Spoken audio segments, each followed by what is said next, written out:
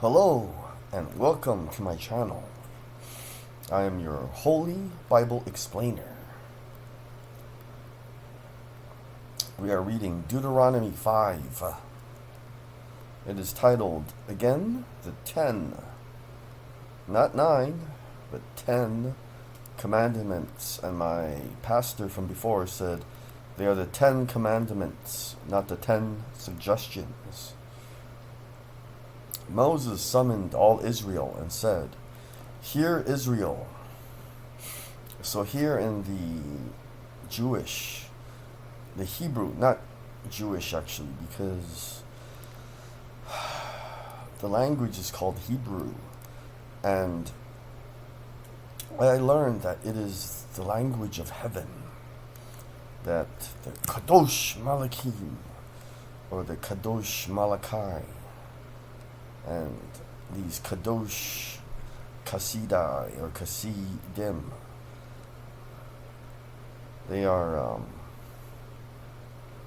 holy angel warriors and holy angel saints warriors, but some of them are female.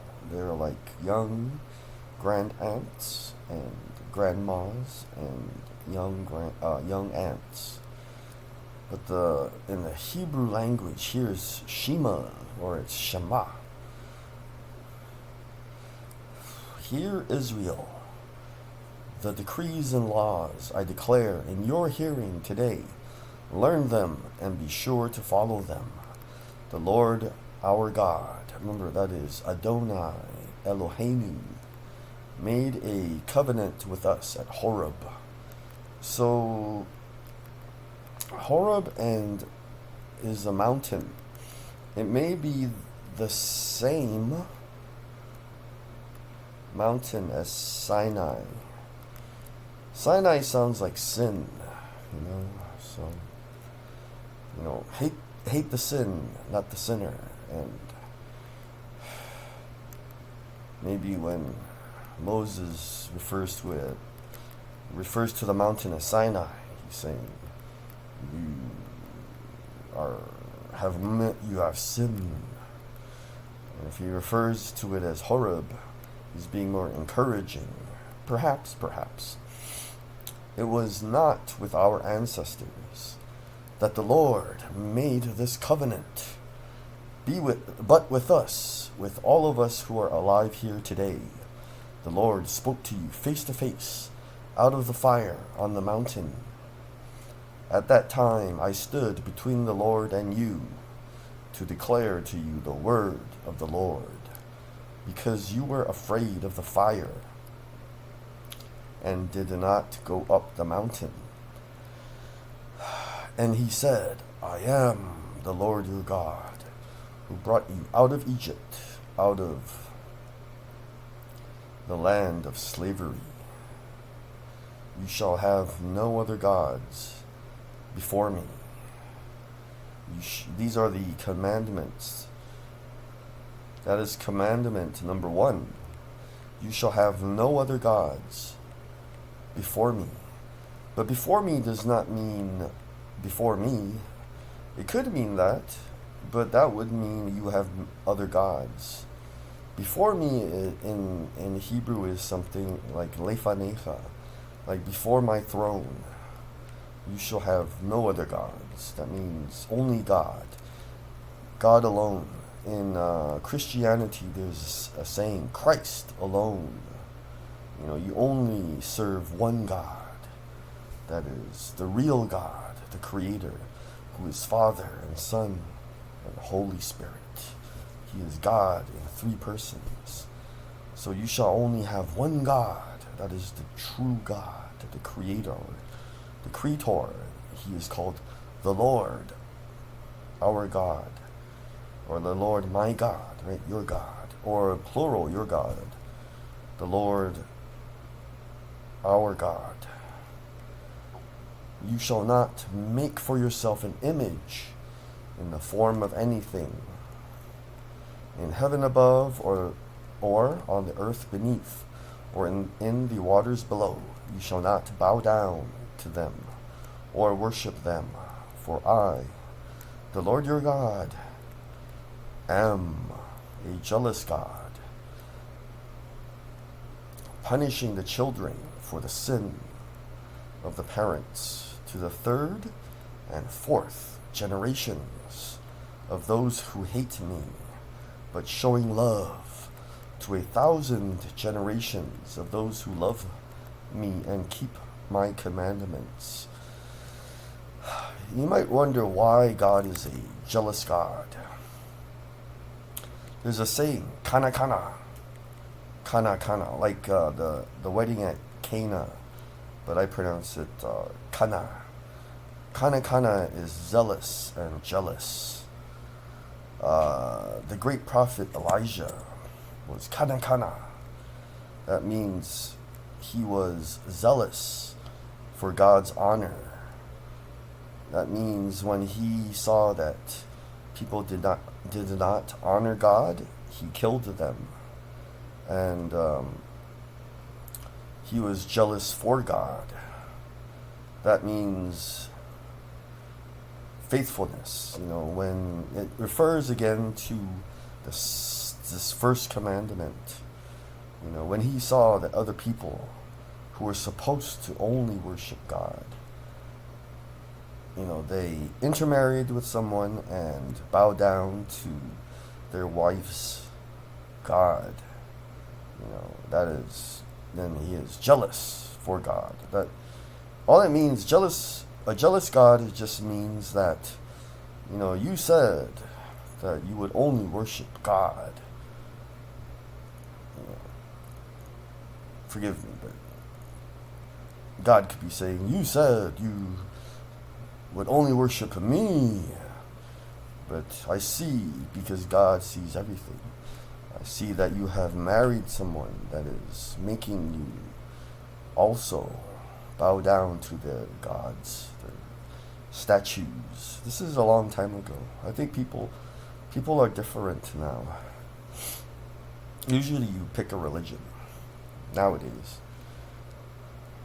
You shall not misuse the name of the Lord your God, for the Lord will not hold anyone guiltless who misuses his name. You have to watch some of my earlier videos. You can pick out some things that this would be referring to, but you basically cannot, in one sentence, with God's name, use a curse word, or you cannot say nasty things about God. That is breaking that rule. You have to be respectful, because not only is he powerful, he's very powerful. And when you wake up and look around, he is the one that created everything you see. You only have an experience of life and a day. Some people say, have a day. You only have every day. You have a world to venture through, and you have, what I mean? He created everything you see. So he really is mighty. The next rule, observe the Sabbath day by keeping it holy, as the Lord your God has commanded you. 6 days you shall labor and do all your work, but the seventh day, and that is Friday night to Saturday night. But I think the seventh day is actually Saturday. Sunday is the first day. So you shall, on it, you shall do no work. It is just a day of rest. And all these people cannot work. You don't work, your son or daughter, your people. Nowadays, people don't have male or female servants in the United States. But your people, nor your ox, your donkey. An ox is a farming animal. So, not many people own oxes to plow, but you can't make your ox plow the field. Nowadays, it doesn't quite apply. Your donkey, people would ride donkeys. Nowadays, we drive cars. So, you could probably walk not too far, as long as it's not too strenuous. But on the Sabbath day, you have to let your mode of transport rest. But again, it's not quite applicable because we don't ride donkeys anymore. Back then, you had to let your donkey rest, and he'd be happy. You ever see a horse smile on YouTube? They actually can smile, you know. You have to let your donkey rest so he has a smile, you know. Or any of your animals, nor any foreigners residing in your towns, so that your male and female servants may rest. As you do, remember that you were slaves in Egypt, and that the Lord your God brought you out of there with a mighty hand and an outstretched arm. Therefore, the Lord your God has commanded you to observe the Sabbath day.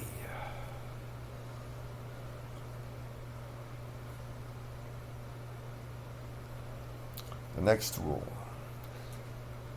honor your father and your mother, as the Lord your God has commanded you, so that you may live long, and that it may go well with you in the land the Lord your God is giving you.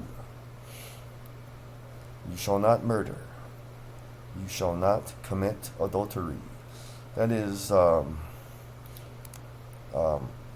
having sex with someone's wife or husband. You shall not steal. You shall not give false testimony against your neighbor. You shall not covet your neighbor's wife.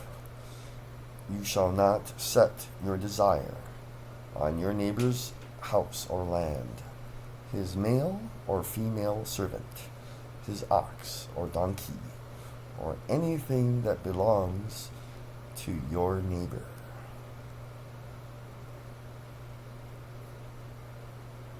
These are the commandments the Lord proclaimed in a loud voice to your whole assembly there on the mountain, from out of the fire, the cloud, and the deep darkness. And he added nothing more.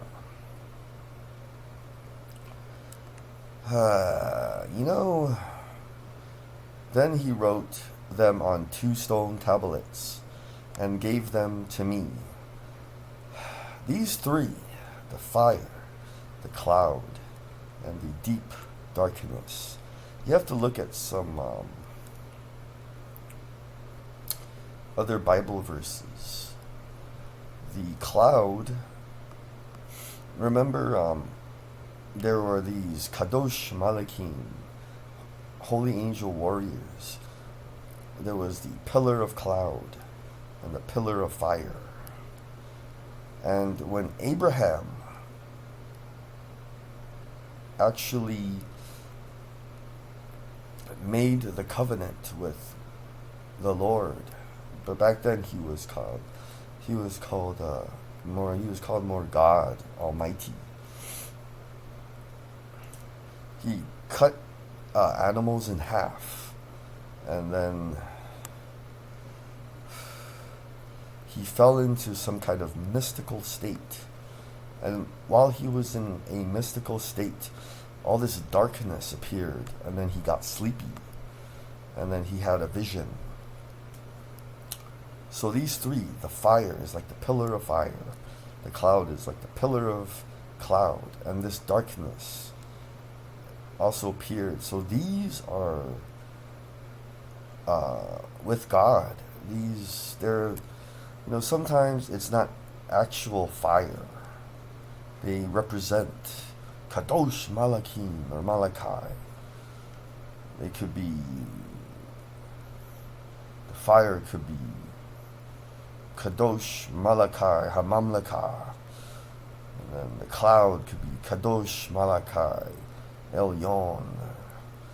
And the darkness could be Kadosh Malachi La Shalom. Or they could be the Kadosh Kasidim or Kasidai Arafel.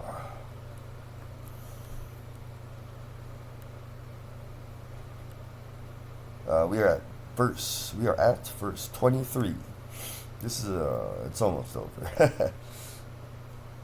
This chapter. Sometimes it gets boring.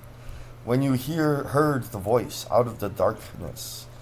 See, that is God's voice out of the darkness.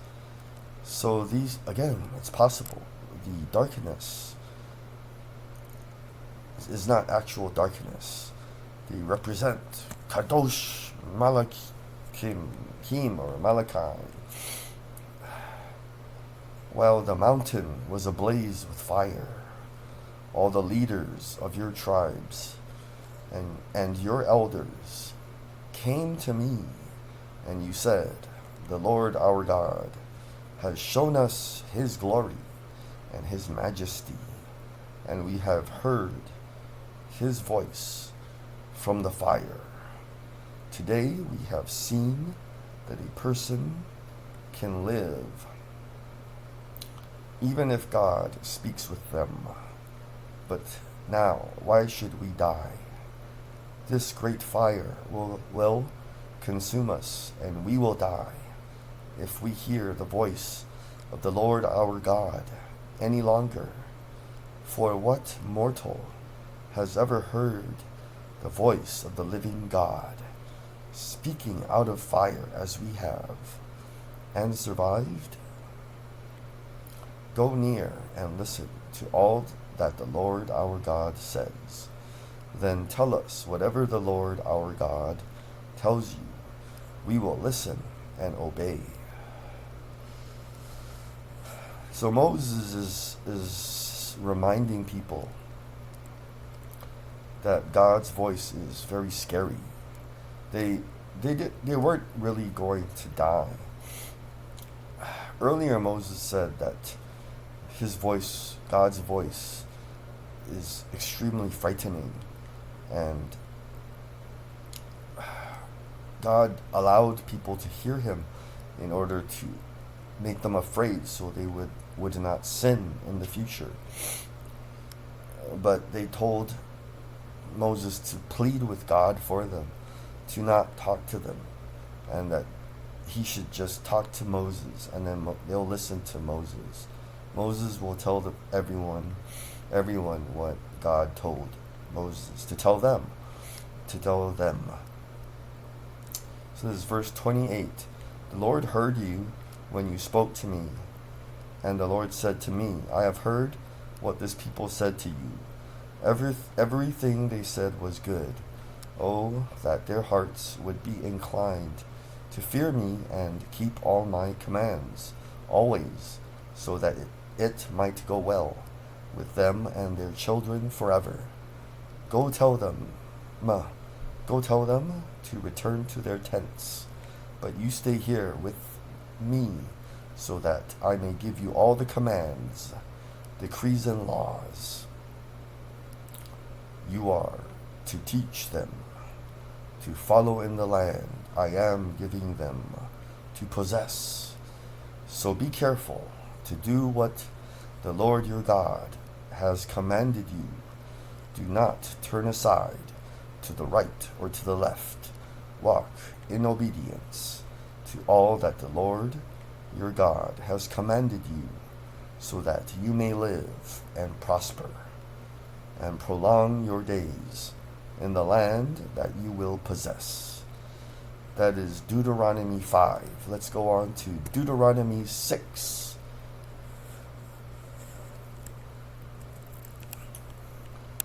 Yes, I know. Deuteronomy sounds like doo-doo, but it is not doo-doo. It's Deuteronomy. But this is an important chapter of the book of Deuteronomy. Remember, there's astronomy. Astronomy, the study of, stars and planets.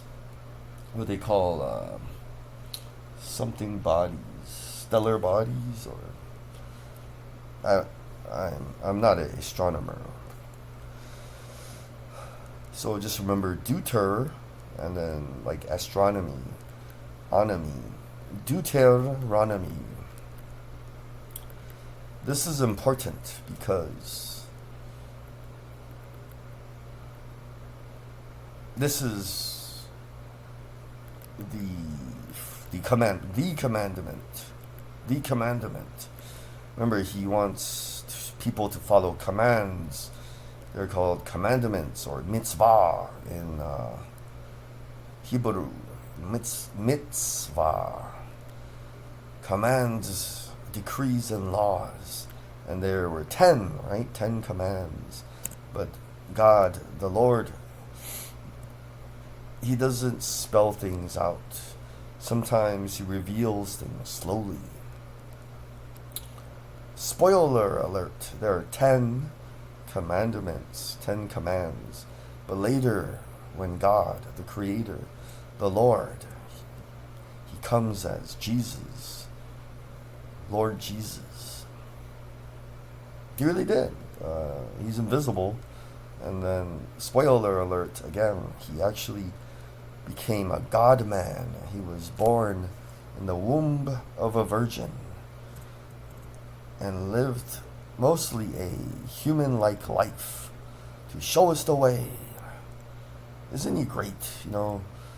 Earlier He told people, this is how I want you to live.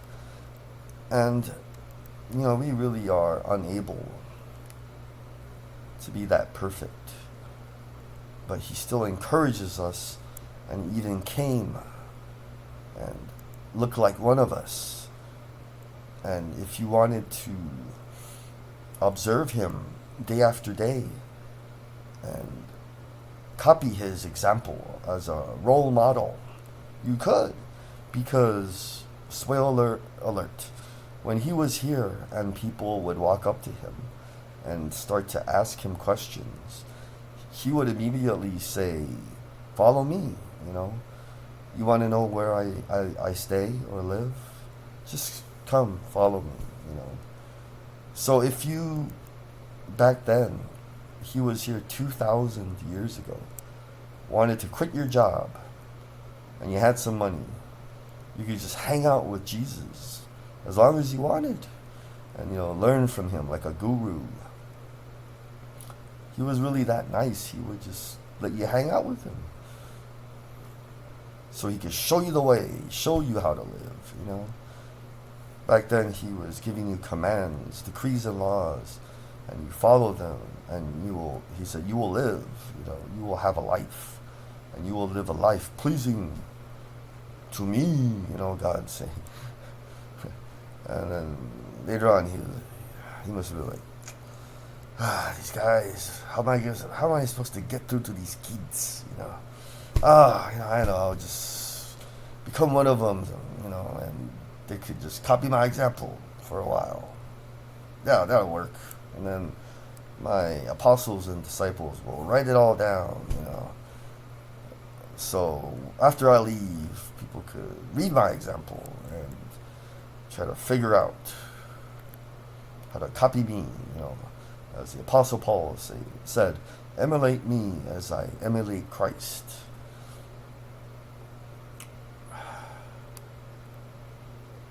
Okay, so the Lord, this section is called Love the Lord Your God.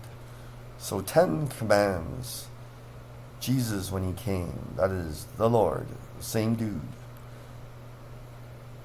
who was invisible, speaking to these people on as a burning mountain, spoke through the fire, on the mountain. He was invisible again. They heard a voice, but saw no form. Later on, he said,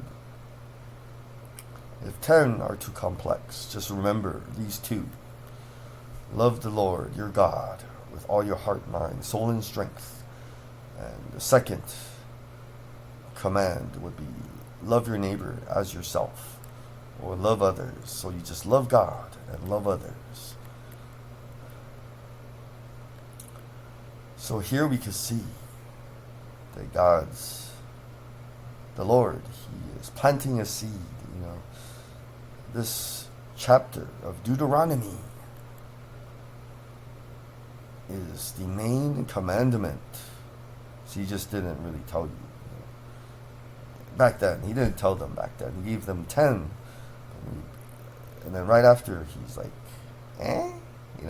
I'll tell you later, See, he's fun, So that you, your children, and their children after them, this is verse 2, may fear the Lord your God as long as you live by keeping all his decrees and commands that I give you, and so that you may enjoy long life. Hear, Israel. That is Shema, Israel. But now you have to remember that because he came as Jesus Christ, so he likes Christians, Christians are like named after Jesus Christ. That's the Lord. So now you have to just, when you read it, it's hear Christians, and be careful to obey so that it may go well with you and that you may increase greatly in a land flowing with milk and honey, just as the Lord, the God of your ancestors, promised you.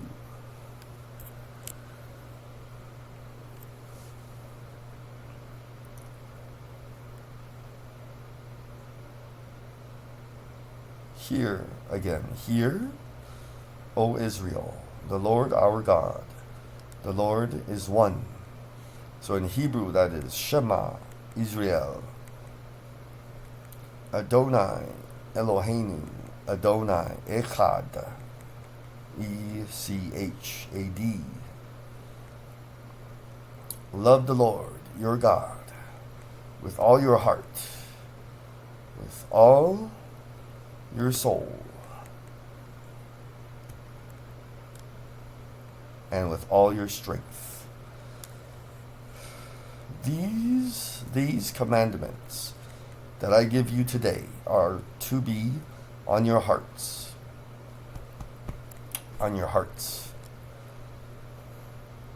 He's talking about the 10 commandments. So on your hearts is that you think about them a lot. Impress them on your children. Talk about them when you sit at home. And when you walk along the road, when you lie down, and when you get up, tie them as symbols on your hands and bind them on your foreheads. Write them on the door frames of your houses and on your gates. Jewish people to this day, I find them strange. They are kind of literalists. I just mentioned that to be on your hearts is that you should think about them all the time. All the time. And I mentioned that the fire, the cloud, and the darkness, they probably were not literal. They weren't really fire. They're representations of these Kadosh Malakim or Kadosh Malachi. There are these holy angel warriors that always accompany the Lord wherever he goes, because the Lord is also a great king, you know. He's the King of Kings. In the past, when the king would go anywhere, he never went by himself. He always had just many soldiers with him and priests, because, you know, he's a holy king.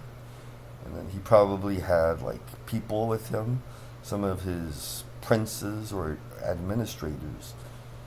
You know, king doesn't go anywhere by himself. You know, and all these people with him. So when he descended onto the mountain and he spoke to people as a burning mountain, he spoke out of the fire. You know, those three things really were his holy angel warriors with him. So you have to see these things called tefillin, that Jewish people use to daven, that's what they call praying. They're goofy. They cost like $2,000, and they're made of leather. And one you wrap around your head, like you put a Bible verse in a square on your head, and then you like tie it to your head like you're a gynecologist. And then the other one you wrap all around your arm, and then you wrap it around your hand, and then you do this. And they have this prayer shawl on at the same time. The reason they do that is of this verse right here, Deuteronomy 6:8. Tie them on your head and on your hands and on your foreheads. But doesn't tying something on your hands, you know, sometimes your mom will tie something on your finger. All it is remember, you know, do not forget. Do not forget these commands, and bind them on your foreheads. Again, you know, your forehead, just referring to the top of your head. So, you know, just remember, you know. So tying them on your hands means don't forget. You know, usually your mother will tie something. Don't forget to, you know, pick up milk on the way home. Do not forget. And then bind them on your foreheads is like remember, you know, remember. Do not forget these commandments, and remember these commandments. People may disagree with you. I don't think you gotta tie this thing on your head and have a square right there, and then, you know, tie this thing all over your arm. And then verse 9, write them on the door frames of your houses and on your gates. So a house and a gate. Remember that your entire household could be your house, and then your gates. You know, a gate, you have to read later, spoiler alert. The elders of a city, they sat down at the city gates. So, you know, your entire household, don't forget and remember. And then your gates is like your important people and their families. Believe me, the gates are like the city gates and all the councilmen, sort of. You know, we have assemblymen and councilmen.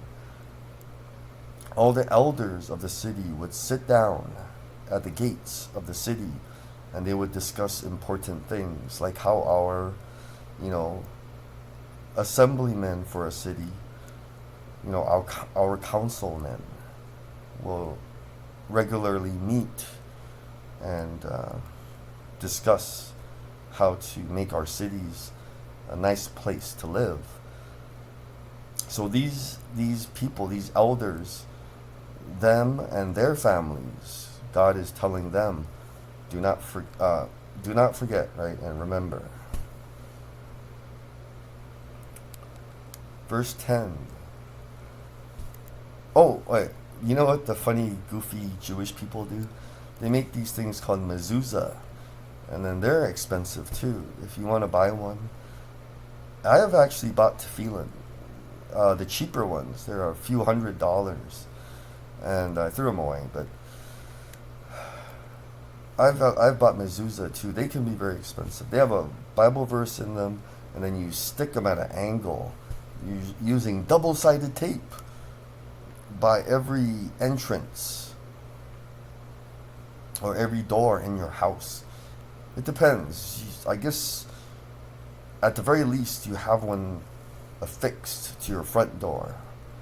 And then they have them affixed, I guess, if you have a fence or gate around your house, they have them affixed to the entrance of the gate to your lot, your yard.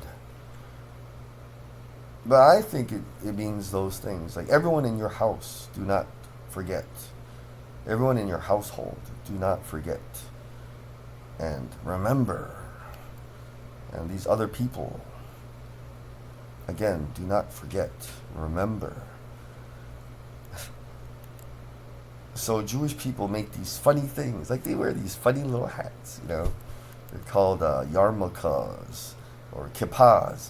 I was able to buy one and wear one for a while.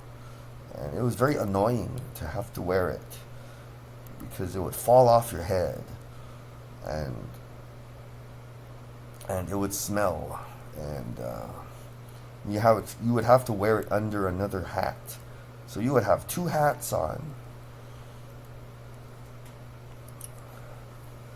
So sometimes a more practical person would say, if you convert to their religion, you have to spend a lot of money, You have to buy a funny hat and a funny towel, prayer shawl, and then you wear a funny inner shirt that has these tassel-y things that hang down.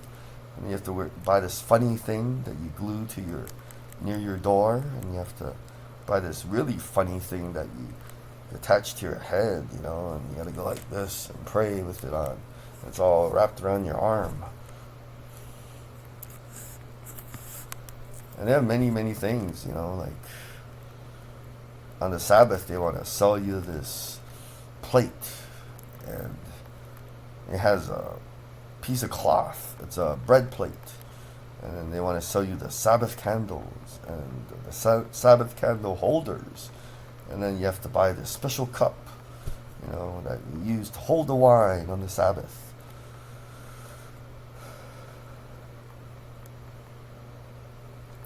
Verse 10.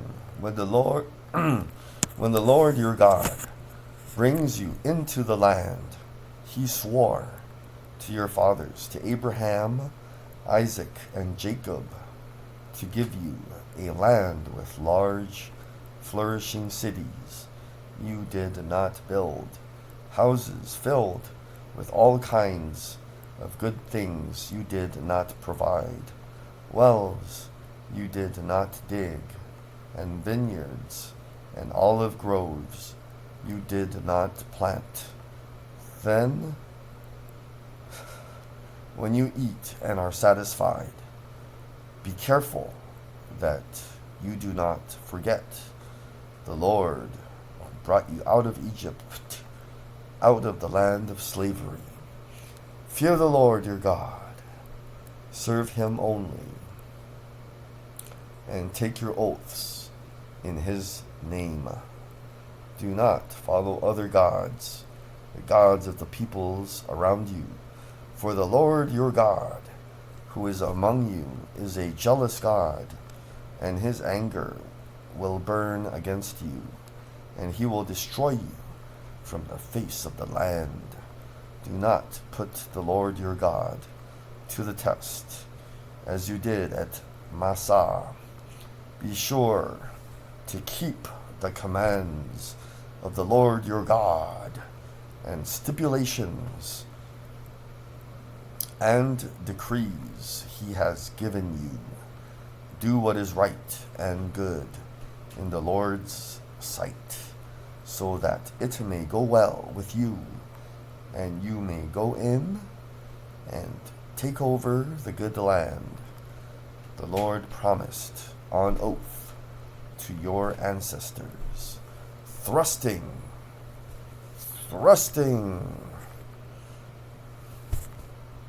out all your enemies before you, as the Lord said. In the future, when your son asks you, what is the meaning of the stipulations, decrees, and laws the Lord our God has commanded you, tell him, we were slaves of Pharaoh in Egypt, but the Lord brought us out of Egypt with a mighty hand before our eyes. The Lord sent signs and wonders, great and terrible, on Egypt and Pharaoh and his whole household. But he brought us out from there to bring us in and give us the land he promised on oath to our ancestors. The Lord commanded us to obey all these decrees and to fear the Lord our God, so that we might always prosper and be kept alive, as is the case today. And if we are careful to obey all this law before the Lord our God, as he has commanded us, that will be our righteousness.